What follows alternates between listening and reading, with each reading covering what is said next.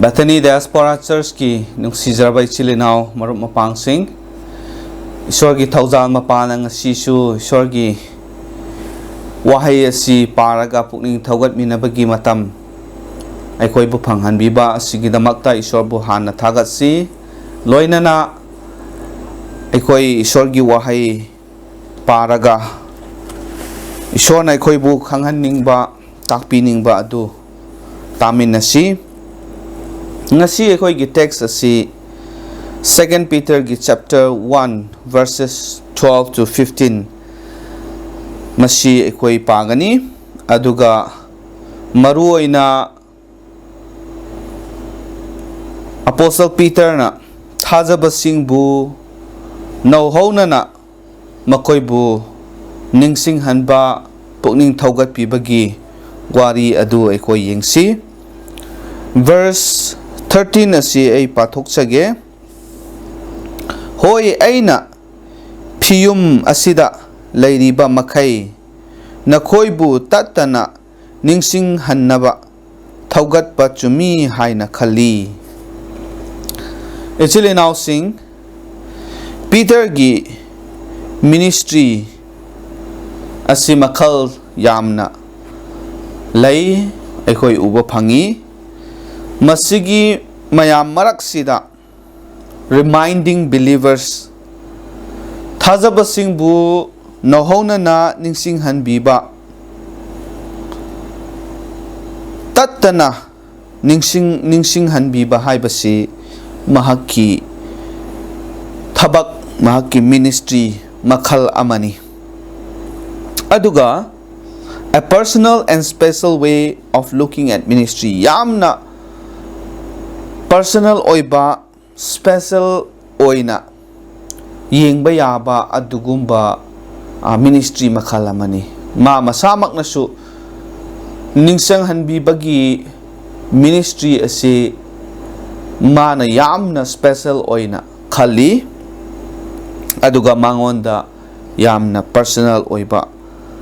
ministry amani haibasi mahakna lauzai masida ikoina wari se yengba matamda Peter na iriba chithi asida aikoi kari uba phangbra haiba kanda consciousness of death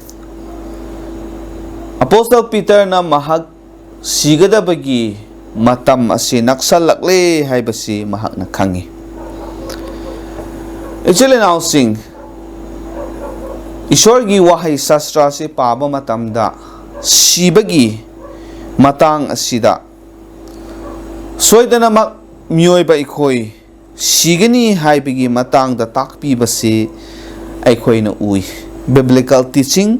about the reality of death aduna sibagi matang asida scripture sastra na phajana takpi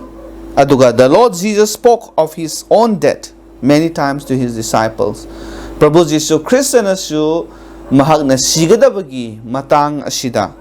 mahaki sabok sing aduda matam gi natraga Tattana mahak na Nakhoibu khanghalli Peter nasu Apostle Peter nasu mahak siragani haibagi consciousness khangbasi mangonda leire maram aduna mangonda karisu surprise oide ma siragani kuina hinglaroi haibagi matang asida ma karisu chingnaba laite Prabhu Jesu Christ gi chap manaba example aduda mahakna ilaga mahaksu siba haibase thengnagadabagi damakta sem saduna lai haibasi aikoina uba phangmani he was ready to meet his death mahakna sibadu kide siba naksalakpada mahak karisu pakhat palaite siba haibasi mahak thengnage haiduna ready sem saraga lai haibani Peter was all ready mahak phajana sem saduna lai loina na chili now sing aikoina yengba matamda Apostle Peter na karamhaina siba haibasi soidraba sibasi karamaina thengnai mayoknai face tawi masida ikoi yengsi for this reason haibani verse 12 tagi ikoi ni yeng bakanda nakhoina maram pumnamak asi khanglaba amasung haujik leiriba achumba aduda lengdana leirabasu makhoi asigi maramda aina nakhoida matam pumnamakta ningsinghannaba thausadaba tauroi hoi aina phium asida leiriba makhai nakhoibu tattana ningsinghannaba Thougatpa Chummi Haina Khalli maramdi aikhoigi ibungo Jisu Kristana aingonda khanghan bibagumna aina thunamak aigi phiyum asi thadoklagani haiba aina khangi aina laikhidraba tungda nakhoina maram pumnamak asi matam pumnamakta ningsingba ngamnaba aina kanna hotnagani haibani actually now sing maram asigidamakta haibani Peter used his understanding of his mortality to spur him on. Mahak mioiba haibasi sigadaba laibani haibasi mangon the phazana understanding laye mahak na khangi. That was another reason to serve the Lord faithfully. Aduga siragani haibasida mahak na pakhatlaga nungnangba tawraga mana yamna pukning wana laibam mahutta ay sigadaba matam ase naksalaba maramna hena ishwargi thaugan ase prabhugi thaugan ase taubatai haibasi mahakna khalli yamna faithful oina thazaba yaba yamna sengna chumna prabhu mahaki seba taubagi maramni aina aigi sigadaba matam naksalakpa khangbasi haina mahakna lauzai actually now sing shiba haibasi naksalakpa matamda asmaina yamna chauna natraga thauna laina thengnabasi aikoi mioibagi marakta yamna tangbani adubu Apostle Peter gi yengba matamda mahak yamna thauna laina mahakna smaina wahai asi phongdokpani aduga siba haibasina magi damaktadi henna ishwargi thaugan phajana tauramnanabagi damakta maram amani haibasi mahakna lauzabani aduga loinana I will not be negligent maram asina ai thausadaba tauroi haibani thausadaba tauroi haibadi Peter refused to let the reality of death affect him adversely mahakna siba haibasina mangonda yamna pukning wahanba aduga pangal thohandaba pukning hanthaba kari amata mangonda laihande masi siba haibasi soidana lairagani thoklagani haibasina mangonda karisu wahande haibasi mahaki wahaisida ikoi uba phangmani aduga he was even more challenged to serve well hena mangonda pungning Thougatpa phangjabani madudi karino kari gidamakta kari taunanabagi damakta pungning Thougatpa no haiba kanda hena prabhu mahaki thaugan ase phajana tauba ngamnanaba mahak hena khalli he will not be guilty of negligence aina na khoida ningsing handrabadi aingonda hena ngasagi guilty warau zabadu laigani aduna masi oidanaba ai neglect tawba yade ai thausadaba tawba yade haibasi magi are pawakhalni masina magi thabak asida yamna focus tawraga munna mahakna pukning thadaraga hena ma phajana mapung phana tauba aduga ningam haudaba haibase leitanaba mangonda adugumba wakhalon asi laibani the diaspora believers saithoktuna laikhraba believers sing asigi matangda yengba kanda they were not new believers makhoi asi anauba inau na thazarak pasing nate matam sangna Prabhu Jisu Krista gi tung inba oina Prabhu Jisu Krista bu thazaraga lairakhraba adugumba thazabasing aduni aduna they were already established in the truth achumbada makoi phajana lepaga laikhraba mi singaktani. This was Peter's commendation of the believers. Maramaduna Peter na Nakhoibu thazabasing ase makoi phajana achumbada chetna laikhraba achumba bu khangkraba mi singaktani haibasi Apostle Peter mahaki masamaki wahaina su phongdok sabani. Aduna Apostle Peter na hujik mana tauriba maru oibasi karino haiba kanda reminding ministry Nakhoibu amuk hanna ningsinghanbiba asigi thabak asi mahak iriba chithi asida mahak na pangthok sabani. Peter's description of his life on earth magi punsigi matang asi prithibida hinglingai gi manunggi wari asi makanda aduga mana miyoibagi punsi taibang pangi punsi hakchang asi karam haina mahakna yengbano haiba taragadi this soul is living in a tent aikhoi gi thawai asi atma asi ngahaki oiba saba yum adugi manungda leibagum mani haibasi mana Khalli. The earthly body is just a tent miyoibagi hakchang asidi ngahaki oiba sariba yum macha adugum bani aduga Prabhu Jisu Krista na mangonda uhanbibasi karino hairaga special revelation from the Lord Jesus that Peter would soon be finishing his life on earth. Yamna thuna Apostle Peter gi punsi taibang pan gi punsi ase loisalagani haibase Prabhu Jisu na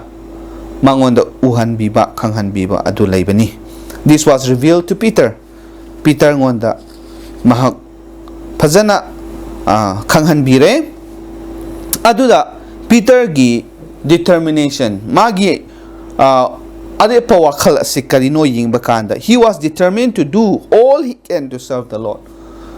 Hojik ti aigi punsi se loiragani aigi matam naksal lakle aduna Prabhu mahaki thaugan ase aina ngamjaba makai tauramba tare haibasi mahaki are pawakal ni aduga he believed that he was right to serve in this frame of mind aduga mana thajai masigi wakhalon sekaloina na aina Prabhu gi thabak ase magi thaugan ase taugadabani haibasi mahaki wakhalda phajana sem laga saraga laikhrabani. He wants to leave a legacy for all who remain mahakna laihoriba mi khuding aduda masigi legacy ase thanamba haibasi magi wakhanda thamjai. Actually now sing yamna pukning thaugat ningai oi aikhoina aikhoi gi sigadaba matam khanglaba matamda aikhoi siragani khanba matamda aikhoi karmaina respond tawi karmaina react tawi ayambadi aikhoi pakhatkani wagani aduga pukning nungsigani pukning hanthagani masi laide actually now sing khanba matamda kanasu sining de punsi sangna hingningi aduga even aikhoi chahina yam salakpa matamda natraga hakchangna ana ayeki maramna aikhoi asigumba siba haibasiga narakpa matamda aikhoi da awaba mo oi ngarang nahan khaktada aikhoi gi laiminaba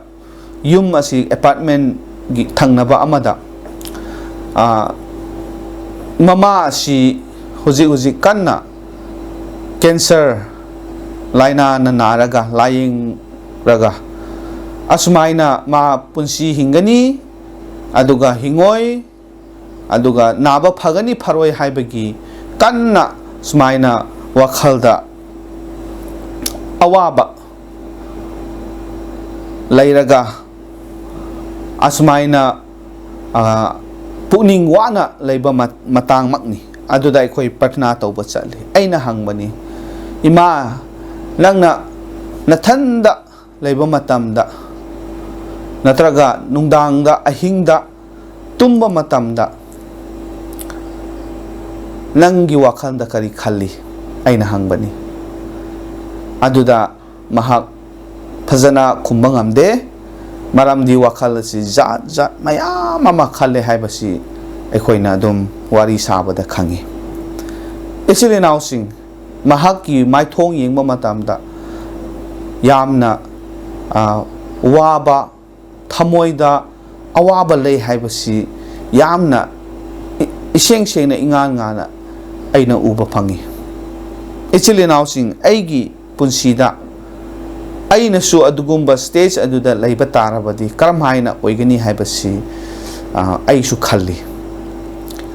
aduna ichile naw sing masi yengba matamda Apostle Peter na siba haibasi mahakna thengna bagi damakta sem saraga karigumba mana siba tarabasu leihori basingi damakta ai kari gumba ama tauramge haibagi wakhal are pathamlaga aduga hinglingai matam ngahaktangi manungda oirabasu Prabhu mahaki thaugan hena mapung phana tauzaramge haibagi wakhalon thamba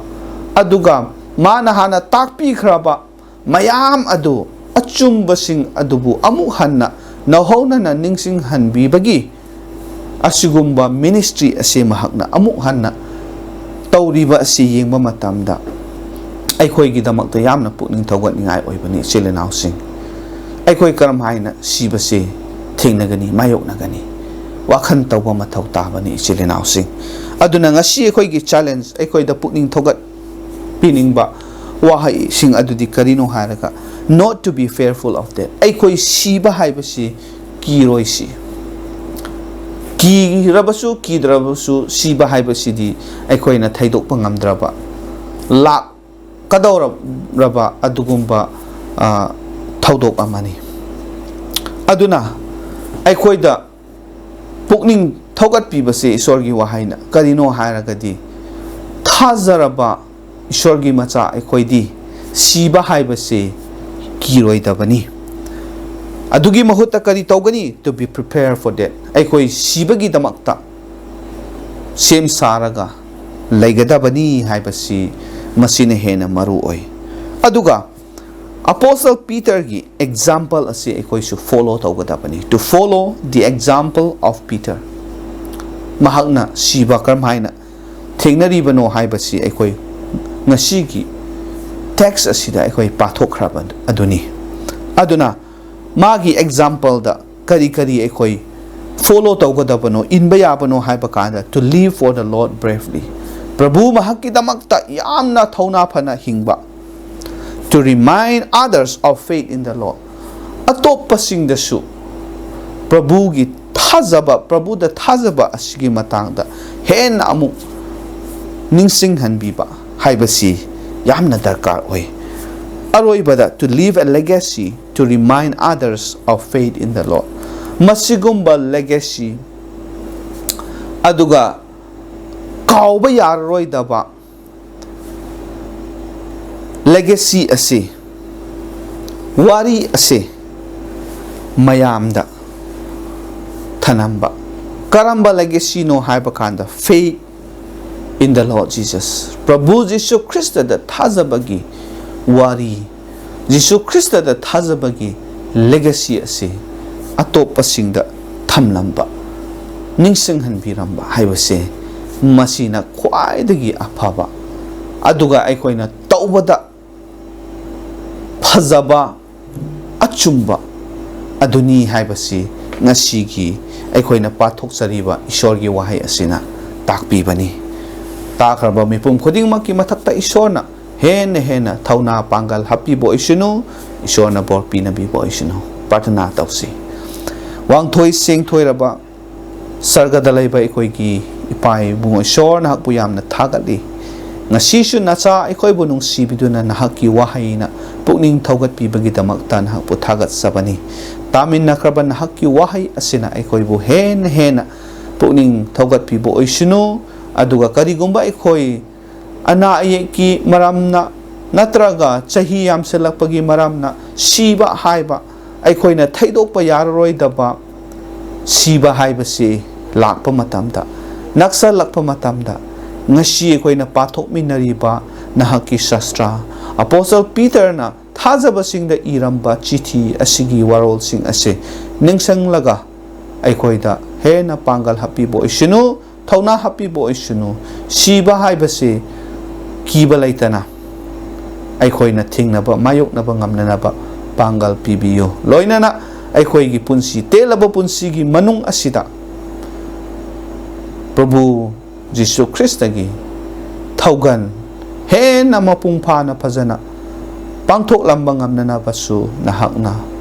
bor pinabiyo pangal pinabiyo haiduna nahakpu thagat sabaga loinana paptagi aikoibu handok piba kanbiba mapu Prabhu Jisu Kristagi mingda nizabani amen. Thank you so na mayam gi mathakta hena mapal nai